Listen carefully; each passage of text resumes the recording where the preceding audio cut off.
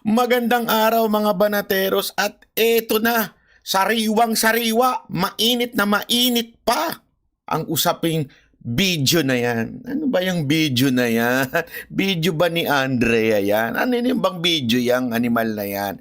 Anyway, alam nyo naman po ang sa lalong-lalo na sa mga Duterte supporter at sa mga nabudol na supporter ni Marcos na nagbago na daw, sabi nila, may video daw na lumalabas.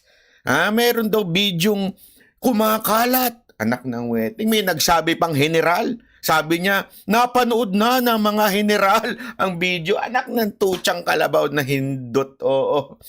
Anyway, eto na nga. Para ho linawin ang issue na ito. Hindi na po ako ang magsasalita kung hindi si Pangulong Duterte na. Kung saan napakahalaga ng kanyang input dahil ho kung tatandaan natin, siya po ay former president. Ibig sabihin po nun, hawak niya ang lahat ng intelligence sa gobyernong ito sa 6 na taon. Ngayon, pakinggan po natin ang tanong ng isang media personality kay Pangulong Duterte patungkol po sa video na yan. Pakinggan natin ang sagot ni Pangulong Duterte at ipapaliwanag ko sa inyo kung bakit ganyan ang sagot ni Pangulong Duterte. Kaya panoorin muna natin. Yan. Mayor, ayoko patulan to pero narinig ko kanina si Attorney Harry Roque talagang nagsalita at nagtanong din. Nako, si Harry Roque medyo umangkala rin doon sa issue. Okay, panoorin natin. Vlogger Maharlika. Nako po! Vlogger Maharlika. Naku po, patay tayo dyan. Sasabihan na naman tayo. O Banat Bay, bakit mo na naman inaaway si Maharlika? Hindi ko po inaaway si Maharlika. Ipapaliwanag ko po sa inyo. Si Pangulong Duterte ang sasagot ng tanong ninyo, hindi ako. In social media is masyadong sikat ngayon yung sinabi niya. May video daw siya na si BBM nag-aano ng pulburon, yung isyong pulburon. And ang kitang-kita mo na kagad ang reaksyon ni Pangulong Duterte. Kung kayo ay sanay sa reaksyon ni Pangulong Duterte, kung kayo ay lehitimong DDS, yung reaksyon na yan, alam na po natin yan. Panoorin. nagbibigay daw si Justice Secretary at ang bumibili ay si First Lady. Nako! Pero this becomes an issue ngayon. At kanina nagtanong si Harry Roque na rin. Nako, Pangulong Duterte, ingat ka sa sagot mo ha. Baka mamaya sabihin na naman itong bagong lipunan na to na bayaran ka din pag hindi ka sumang-ayon sa kwento nila. Ganyan ho sila eh. Pag hindi ka sumang-ayon sa kwento nila, bayaran ka. Nako, Pangulong Duterte, ingat ka sa sagot mo. Baka mamaya bayaran na ang tawag sa'yo. What if ito ay totoong may video? What would happen to the country kung mapatunayan? Even yun, narinig din kita. Eto, linawin natin ha. Malinaw. Unang tanong, yung video. Okay? Tinanong niya, si Maharlika may sinabi na may video kung saan si Pangulong Marcos daw di umano ay gumagamit at ang supplier walang iba kung hindi si Remulla at ang humihingi ay ang kanyang asawa o na si First Lady. Linawin natin na yan ho yung tanong. Okay? First, yung video. Pangalawa, eto ho yung pangalawa. Before may sinabi ka regarding a leader na nagko-cocaine. I just don't know who it is. But right now may lumalabas po na ganyan. Pangalawa, meron ka rin sinabi, Mr. President, na dating leader na nagko-cocaine. Okay? So dalawa ho dalawa. Unity. Dalawa ho yung tanong. Para ho malinaw sa atin, kasi para alam ninyo kung saan sumasagot si Pangulong Duterte sa dalawang tanong. Okay? Ito yung una niyang sagot sa video. Yung video? Well, I can say that every Hindi lang leader lang kami, leader dito, maraming mayor dito nagkukuking. Oh, sabi niya doon sa pangalawang sinagot kasi tandaan niyo si Mr. President, alam naman po natin kung yung mga magagaling diyan at matagal na nakikinig kay Pangulong Duterte, minsan tumatalon siya. Okay? So sinabi niya, yung una sa first part sinabi niya, yung bid ito bago 'yan. O pakinggan niyo Wala 'yan ang sagot niya. Alabas Ito. po na ganyan. Wala yan. Wala 'yan. O yan ang sinabi niya, wala 'yan. Pertaining to the video. Okay? Ulitin natin. Malinaw. Okay? Ito, pakinggan. It is. But right now, may lumalabas po na ganyan. Wala yan. Wala yan. Yung video ang tinutukoy niya dito dalawa yung subject. Yung leader na sinasabi niya nagko-cocaine at saka yung video. Yung sagot na wala yan pertains to the video. Okay? Linawin natin. Pangalawang sagot niya, Yung video, yung video. well, I can say that Well, I can say that every mayor, hindi lang leader lang kami, leader dito, maraming mayor dito nagkukuking. maraming leader, maraming mayor na nagko-cocaine. So sa madaling salita, hindi niya sinabing hindi nagko-cocaine si Marcos. Wala siyang sinabing ganon.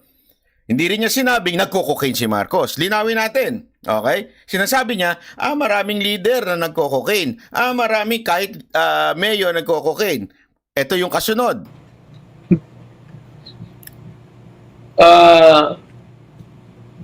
There's no such thing. There is no such thing. Patay tayo dyan, Mr. President. Yari ka ngayon kay Bagong Lipunan at kay Maharlika. Baka mamaya paratangan kang bayaran ka ni Ma'am Shi.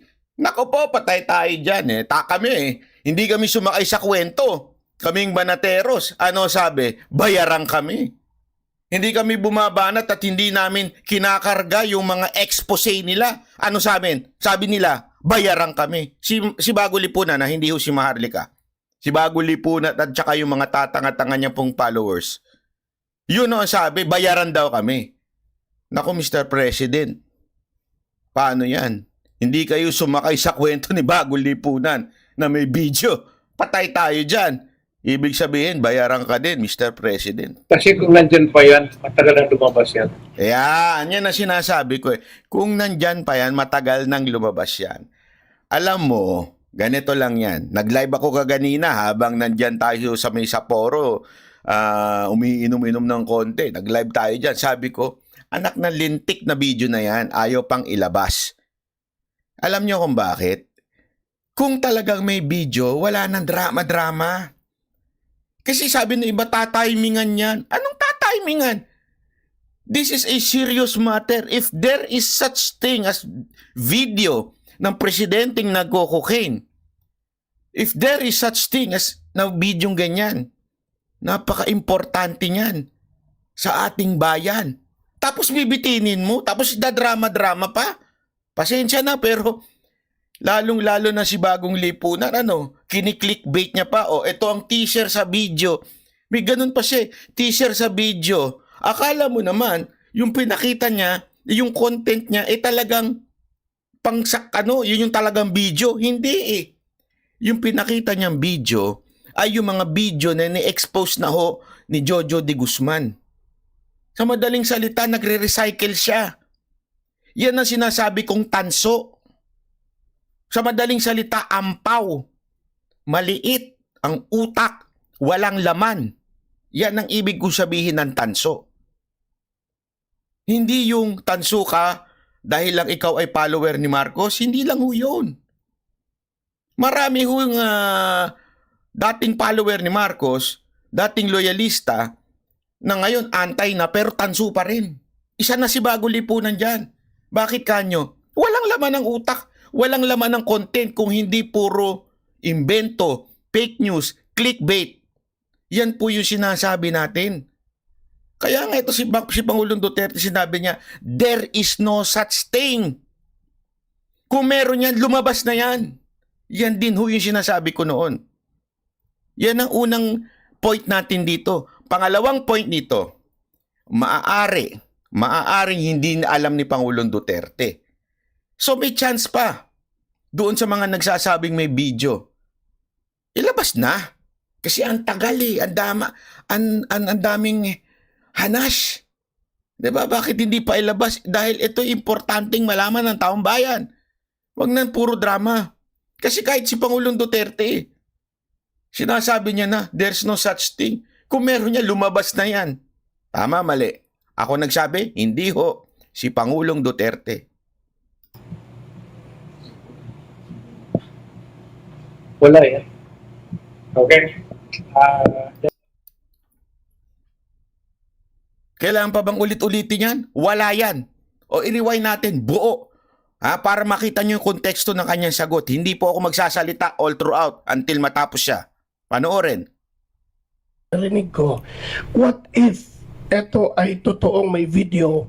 What would happen to the country kung mapatunayan? Even yun, narinig din kita before, may sinabi ka regarding a leader na nagko-cocaine. I just don't know who it is. But right now, may lumalabas po na ganyan. Wala yan. Yung video. Well, I can see that every hindi lang leader. Lahat ng leader dito. Maraming mayor dito nagko-cocaine.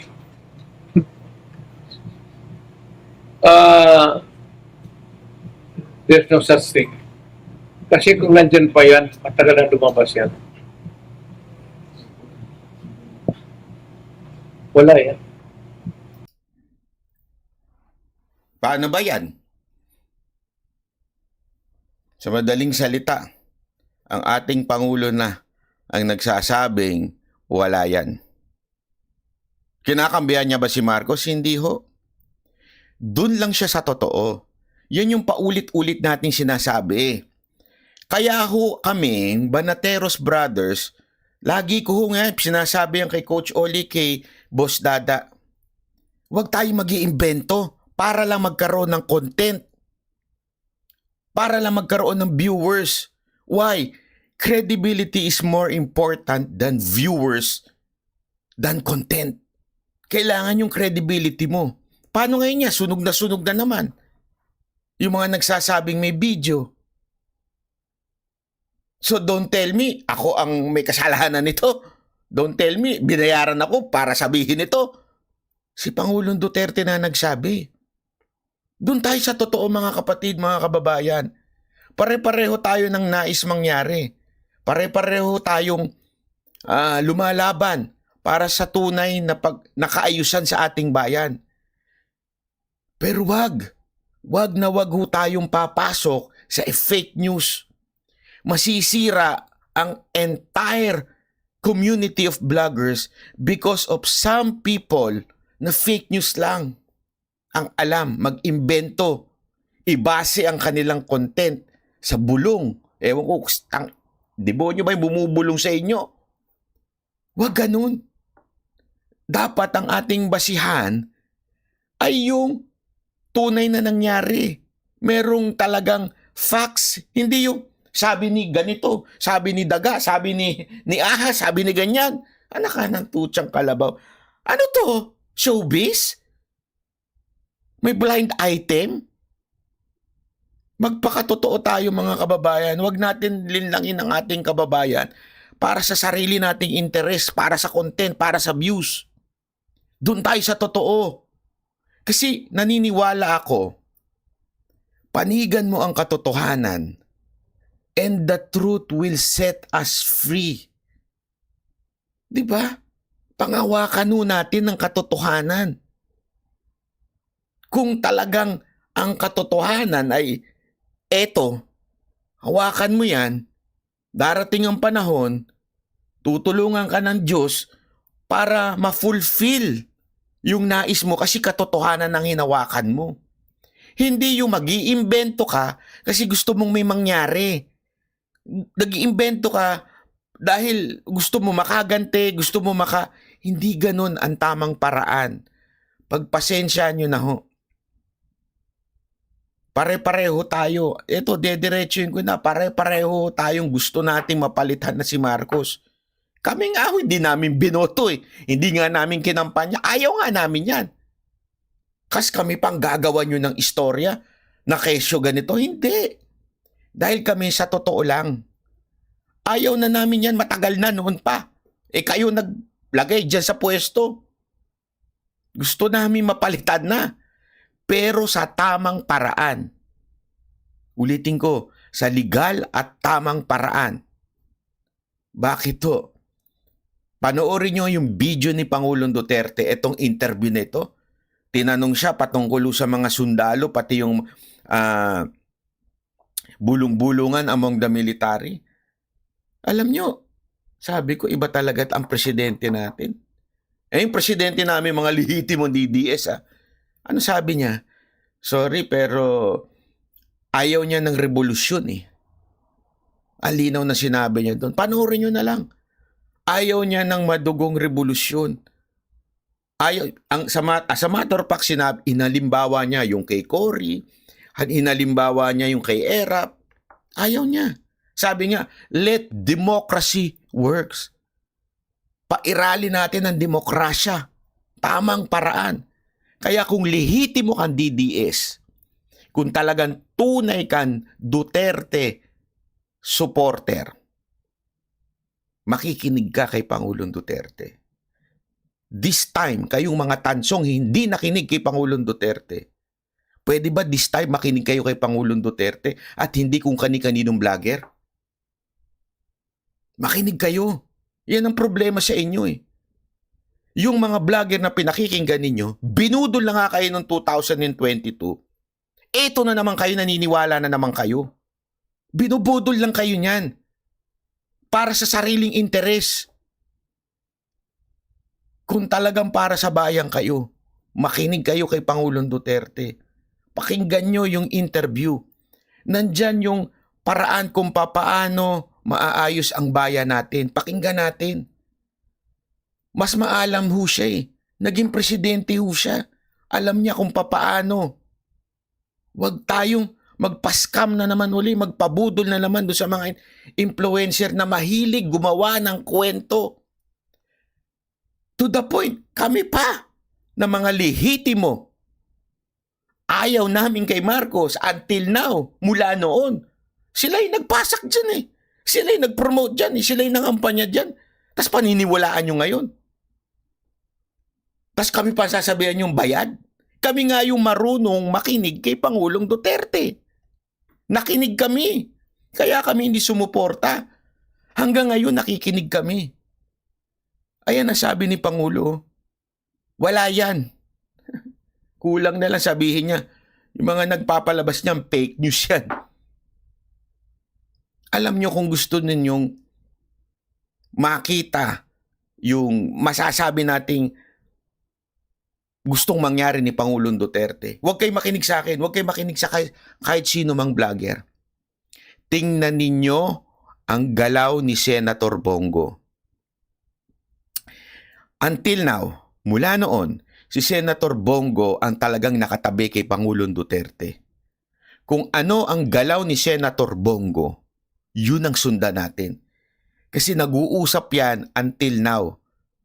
Kaya kung titingnan ninyo yung page ni Senator Bongo, kahit senador na siya, para pa rin siyang special assistant to the president eh.